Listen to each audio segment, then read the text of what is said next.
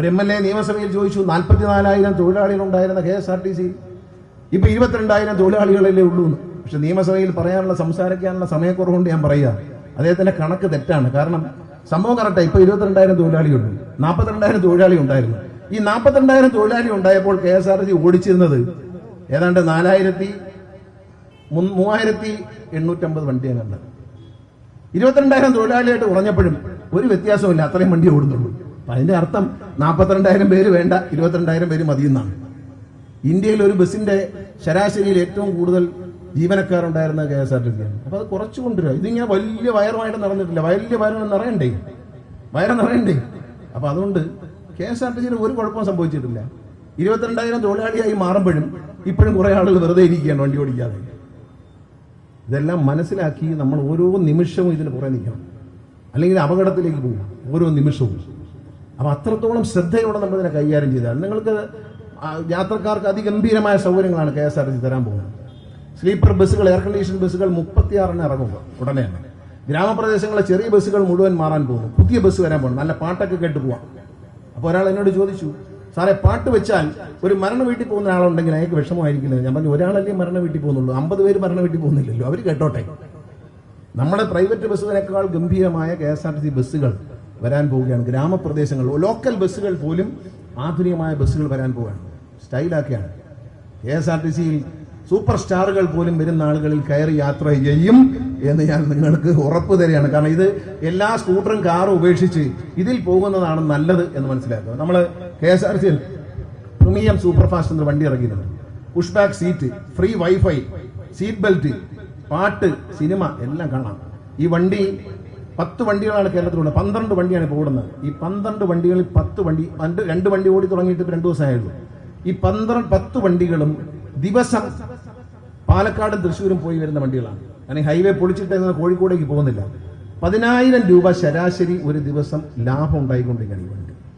KSRTCയുടെ royal view എന്ന് പറയുന്ന KSRTCയിലെ മൂന്നാറിലെ ഡബിൾ ഡെക്കർ വളരെ കാലം മുമ്പ് എൻ്റെ മനസ്സിലൊരു സ്വപ്നമായിരുന്നു, കണ്ണാടി കൊണ്ടൊരു വണ്ടി ഉണ്ടാക്കണം. അതുണ്ടാക്കാനുള്ള പ്രചോദനം ഒരു സിനിമാ പാട്ടാണ്. കാതലൻ എന്ന സിനിമയിലെ പ്രഭുദേവയുടെ ഡാൻസ് ഉണ്ട്, ഉർവശി എന്ന്. അതിന്റെ പുറകിൽ അക്രലിക് ഷീറ്റ് കൊണ്ട് ഉണ്ടാക്കിയ ഒരു ബസ് പുറകെ കിടക്കുന്നു. ഇത് കണ്ടപ്പോഴേ ഇതുപോലെ ബസ് ഉണ്ടാക്കണമെന്ന് ആഗ്രഹിച്ചു. ഇപ്രാവശ്യം അങ്ങനെ ഒരു ബുദ്ധി തോന്നി. ഈ വണ്ടി എവിടെ ഓടിക്കണം എന്നുള്ളതാണ്. ഈ വണ്ടി ഓടിക്കാൻ ഏറ്റവും നല്ല സ്ഥലം മനോഹരമായ മൂന്നാറാണെന്ന് മനസ്സിലാക്കിയിട്ട് അങ്ങോട്ട് പോയി. നിങ്ങൾ മനസ്സിലാക്കണം, ആ വണ്ടിയുടെ കണക്ക് ഇവിടെ വന്നപ്പോൾ എനിക്ക് ഉദ്യോഗസ്ഥർ തന്നു. ആ വണ്ടിക്ക് വേണ്ടി KSRTC ചെലവാക്കിയത് 40 ലക്ഷം രൂപയാണ് റെഡിയാക്കി എടുക്കാൻ വേണ്ടി. ഏറ്റവും അഭിമാനകരമായ ഡിസൈൻ ഞാൻ വരച്ചതാണ്. പക്ഷേ അതിന്റെ പണി മുഴുവനായി ചെയ്തത്, ഒരു മുട്ടുസൂര്യ പണി പോലും ഇല്ല, ബാക്കി പണി മൊത്തവും ചെയ്തത് KSRTCയിലെ ജീവനക്കാരാണെന്ന് പറഞ്ഞാൽ നിങ്ങൾ വിശ്വസിക്കൂ. എന്നോട് പലരും ചോദിച്ചു, സ്റ്റേറ്റ് നാഷണൽ ലെവലിലുള്ള ട്രാൻസ്പോർട്ട് കോർപ്പറേഷൻ അതോറിറ്റിയുടെ ഭാരവാഹികൾ അവരോട് വന്നു, അതിന്റെ ഡയറക്ടേഴ്സ്. അപ്പൊ എന്നോട് ചോദിച്ചു, ഈ വണ്ടി ഇമ്പോർട്ട് ചെയ്താണ്, ഏത് കമ്പനിയാണ് ഇത് ബോർഡ് ചെയ്തത്? KSRTCയിലെ ജീവനക്കാരാണ് ബോർഡ് ചെയ്തെന്ന് അഭിമാനത്തോടെ പറയാം എനിക്ക്. കാരണം അത്ര മിടുക്കന്മാരുണ്ട് KSRTCയിൽ. KSRTCക്കാർ മോശമൊന്നുമല്ല, മിടുക്കന്മാരുണ്ട്, അവരാണ് ചെയ്തത്. രണ്ടാമത്തെ വണ്ടി ചെയ്യാൻ ആ വണ്ടി ഈ ദിവസത്തിനിടയിൽ ഓടി തുടങ്ങിയത് 2012 മുതൽ 12/3 ഒരു മാസം. അന്ന് ചിലരൊക്കെ വിമർശിച്ചു, ഇയാൾ KSRTCയിലെ പൈസ എടുത്ത് ഇതിങ്ങനെയൊക്കെ ചെയ്താൽ. വിമർശിച്ചുള്ള ഉത്തരം കേട്ടോളൂ. ഇന്നലെ വരെ 12/2 മുതൽ 12/3 വരെ എന്റെ കളക്ഷൻ 13,13,400 രൂപയാണ്. അതായത് ഒരു ദിവസം വണ്ടി ഓടുമ്പോൾ കിട്ടുന്നത് 65,000 മുതൽ 66, 68 വരുന്നത്.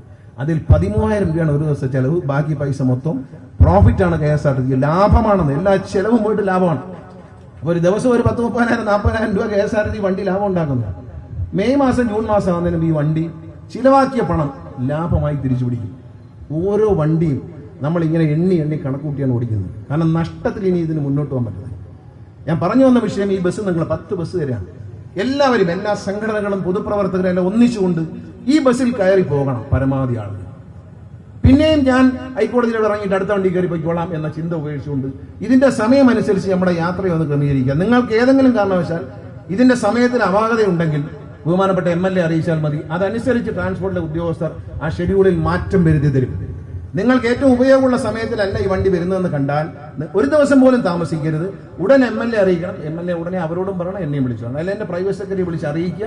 അവരടുത്ത ദിവസം തന്നെ അതിൽ മാറ്റും. ജനങ്ങൾക്ക് ഉപകാരമുള്ള സമയത്ത് വണ്ടി ഓടിയാൽ വിജയിക്കും. ഒരു ഉദാഹരണം കൂടി ഞാൻ പറയാം. ഒരു ദിവസം ഞാൻ പറഞ്ഞു, തിരുവനന്തപുരത്തെ വേളി റെയിൽവേ സ്റ്റേഷനുണ്ട്. KSRTC നടക്കുന്ന മണ്ടത്തരങ്ങളാണ് പലതും നടന്നുകൊണ്ടിരുന്ന, ഇപ്പൊ തമ്മിൽ ഒതുക്കത്തില്ല. വേളി റെയിൽവേ സ്റ്റേഷനിൽ നിന്ന് സെക്രട്ടേറിയറ്റ്, സർക്കാർ ഓഫീസുകളിലേക്ക് രാവിലെ ട്രെയിനിൽ ഒരുപാട് ആൾക്കാർ വരുന്നുണ്ട്. ഇവർക്ക് കിഴക്കേക്കോട്ട, തമ്പാനൂര്, പിന്നെ സ്റ്റാച്യു, ഇങ്ങനെ സർക്കാർ ഓഫീസിലുള്ള ഭാഗങ്ങളിലേക്ക് പോകാൻ വണ്ടിയില്ല. ട്രെയിനിൽ ഇറങ്ങുന്ന ഒരു ഓട്ടോറിക്ഷ പിടിക്കാൻ പറയുകയാണ്. ഒരു ഓട്ടോറിക്ഷ പിടിച്ചാൽ 200 രൂപ 300 രൂപയൊക്കെയാണ് വാങ്ങിയത് ഒരു ദിവസമേ. സർക്കാർ ജീവനക്കാർക്കാണ് കൊടുക്കുന്നത്. അപ്പൊ എന്ത് പറഞ്ഞു? ഞാൻ പറഞ്ഞു, രാവിലെ 7:30 ട്രെയിൻ വരുമ്പോൾ, അല്ലെങ്കിൽ 8:30 ട്രെയിൻ വരുമ്പോൾ ട്രെയിൻ ഇടണം, ബസ് ഇടണമെന്ന് പറഞ്ഞു. അപ്പൊ ഉദ്യോഗസ്ഥൻ എന്നോട് പറഞ്ഞു, സാറേ ഇതൊക്കെ പണ്ട് ഇട്ടാ സാറേ, എല്ലാം പരാജയപ്പെട്ടു, ആരും ഇല്ല. കാര്യം എന്താണെന്നറിയാം, 8:30 ട്രെയിൻ വരും. ബസ്സിന്റെ ഡ്രൈവർക്ക് സമയം കൊടുത്തിട്ടുണ്ട് 8:30 മണിക്ക് വണ്ടി എടുക്കണം. അതായത് 8:30 മണിക്ക് ട്രെയിൻ വരുന്നത്. ട്രെയിനിലുള്ള ആൾക്കാർ പുറത്ത് വരുമ്പോൾ ഈ ബസ് പോയി. കാരണം ഇവൻ എടുത്തില്ലെങ്കിൽ അവന്റെ ജോലി സസ്പെൻഷനാ. കാരണം 8:30 വണ്ടി എടുക്കാനാണ് പറഞ്ഞേക്കുന്നത്. ട്രെയിൻ വരുന്ന 8:30, സമയം പറഞ്ഞേക്കുന്നത് 8:35 8:40. പക്ഷെ ട്രെയിൻ വരാൻ 10 മിനിറ്റ് താമസിച്ചാലും ഈ ബസ് അങ്ങ് പോകും കാലിയായിട്ട്. അപ്പൊ അതങ്ങ് മാറ്റി. ഇപ്പൊ ഷെഡ്യൂളില്ല, അവിടെ ചെന്ന് കിടക്കും. 8:30 ട്രെയിൻ വന്നാൽ 8:40 എടുക്കും. 10 മിനിറ്റ് കഴിഞ്ഞ് എടുക്കാമെന്ന് പറഞ്ഞത്. ട്രെയിൻ എപ്പോൾ വരുന്നോ 10 മിനിറ്റ് കഴിഞ്ഞ് എടുക്കാം. ആളുകൾ ഇറങ്ങി വന്ന് കയറാനുള്ള സമയം. ഇപ്പൊ 8:30 ട്രെയിൻ വന്നില്ല, 8:45, 8:40, 8:50, 8:50 എടുക്കാം. അങ്ങനെ എടുക്കുമ്പോൾ സാധാരണ ഒരു KSRTC ബസ് ഏറ്റവും ലാഭത്തിൽ പോകുമ്പോൾ അതിന് കിട്ടുന്ന ശരാശരി ഏണിങ്സ് പെർ കിലോമീറ്റർ, ഒരു കിലോമീറ്റർ കൊണ്ട് സമ്പാദിക്കുന്ന പണം, ഒരു സൂപ്പർ ഫാസ്റ്റ് ആണെങ്കിൽ ഒരു 44 രൂപയ്ക്ക് മുകളിലുണ്ടെങ്കിലേ ലാഭമാകും. മുകളിലേക്ക് വരണം. ആ വണ്ടിക്ക് ഒരു കിലോമീറ്റർ കിട്ടുന്ന 94 രൂപയാണ്. ഏതാ 44 കിലോമീറ്റർ ഉണ്ടെങ്കിലേ ഒരു 54 കിലോമീറ്റർ ഉണ്ടെങ്കിലേ ഒരു സാധാരണ ഓർഡിനറി ബസ് വിജയിക്കത്തുള്ളൂ. ഈ ബസ്സിന് കിട്ടുന്നത്, ഈ സമയം മാറ്റിയിട്ട് ട്രെയിൻ വരുമ്പോൾ വണ്ടി എടുക്കാൻ തുടങ്ങി ആ ബസ് ഫുള്ളായിട്ടാണ് പോകുന്നത്. അതിന് ഒരു കിലോമീറ്റർ കിട്ടുന്ന 93 രൂപയാണ്. ഈ മൂന്നാറിലെ ബസ്സിന് ഒരു കിലോമീറ്റർ കിട്ടുന്ന 238, 35 രൂപ 38 പൈസയാണ്. അപ്പൊ ഇങ്ങനെ ഓരോന്നും എണ്ണിപ്പറക്കി KSRTC നമ്മൾ വിജയത്തിലേക്ക് കൊണ്ടുപോവുകയാണ്.